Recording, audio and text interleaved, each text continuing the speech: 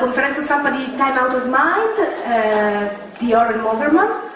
E il nostro ospite insomma non ha bisogno di presentazioni, siamo qua con appunto, Richard Gere e con la collega Sandra Ebron per questo incontro con voi, con la stampa. Lascio la parola a Sandra Ebron per la prima domanda.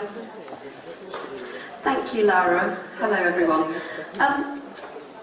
Richard, I wanted to ask you in your capacity both as producer and actor in the film, I get a sense that this has been a real passion project for you, a labour of love that you've been planning for some time. I wonder if you can tell us a little bit about how you were able to bring it to the screen now. Well, I have my fellow producers actually in the back, and they always laugh because I do the long version of this or the short version. So do you prefer the long version or the short version? The long one. The little one. Okay. Medium. Okay, medium. You get the medium version of this. So there was a script that was sent to me over 10 years ago, and it had the seeds of this movie in it, and it wasn't a situation that I felt I could make it yet. It still needed a lot of work, but there was something quite extraordinary about it. And in fact, the script had been written in the late 80s, which is now 30 years ago, close to 30 years ago. But surprisingly, the issues that this script dealt with, even most of the details were exactly the same 10 years ago as they were 25, 30 years ago. So I couldn't get it out of my mind, frankly, and I ended up buying the script and had a very good idea of what to do with the script. But I was having trouble communicating that, and there was a book that came out in New York by a man named Cadillac Man, and it was called The Land of Lost Souls, and it was about his life on the streets of New York. And he had written this with a kind of peasant poetry that was deeply real and deeply emotional, but very dry. It was factual. This is what happened. This is how it happened, without any editorializing. And it was that was exactly what I was trying to communicate when I was in my own mind to myself of how to make this movie Time Out of Mind. So I quite by accident, ran into Oren Moverman at an event, and we had known each other before because he had written several scripts that I had admired, and he had written one of my movies, I'm Not There, Todd Haynes' movie, and co-written that with Todd. So we were friends already, but I mentioned the script to him, and I said, look, Oren, you're the guy who should do this rewrite on this. But I know you're way too busy and way too expensive, and you couldn't possibly do this. But he said, send me the script anyhow. And I sent it to him, and he responded the same way that I did. And we just pretty much dove in.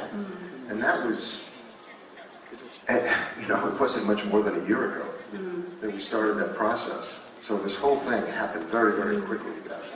And I get the sense that it's been a very collaborative relationship between the two of you. It's a real partnership, yeah. I mean, when you see the film, you'll realize there's no way that he couldn't have directed it and I couldn't have acted in it unless we were totally on the same page, right from the very beginning.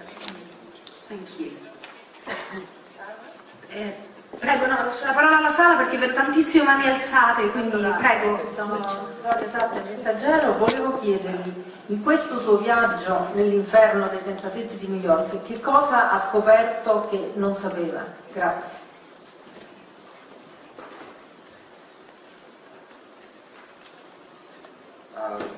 Momento.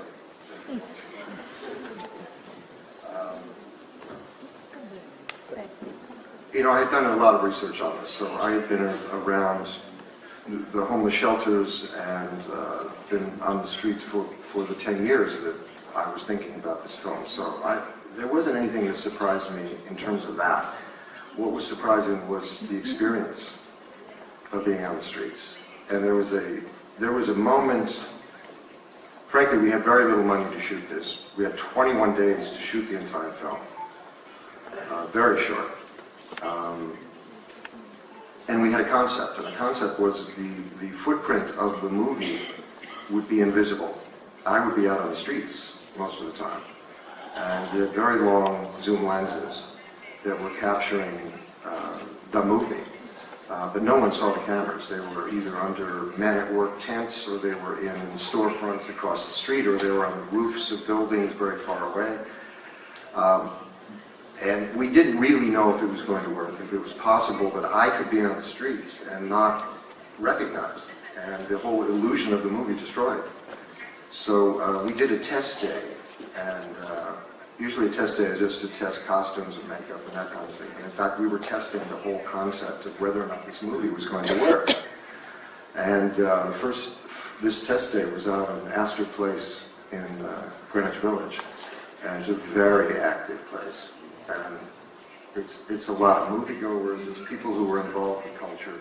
It wasn't going to another planet, it was going right into the center of New York and potentially our audience for this movie. And I frankly didn't know what was going to happen, but I was in character and I looked in character. And the reality is that no one paid any attention to me whatsoever. And we were shooting digitally, so we had very long takes. We shot first take, I think it was like 45 minutes of me panhandling on a very busy street corner in New York. No one made eye contact with me. Now for me, as this 5 minutes became 20 minutes, became 45, it was a very profound experience for me.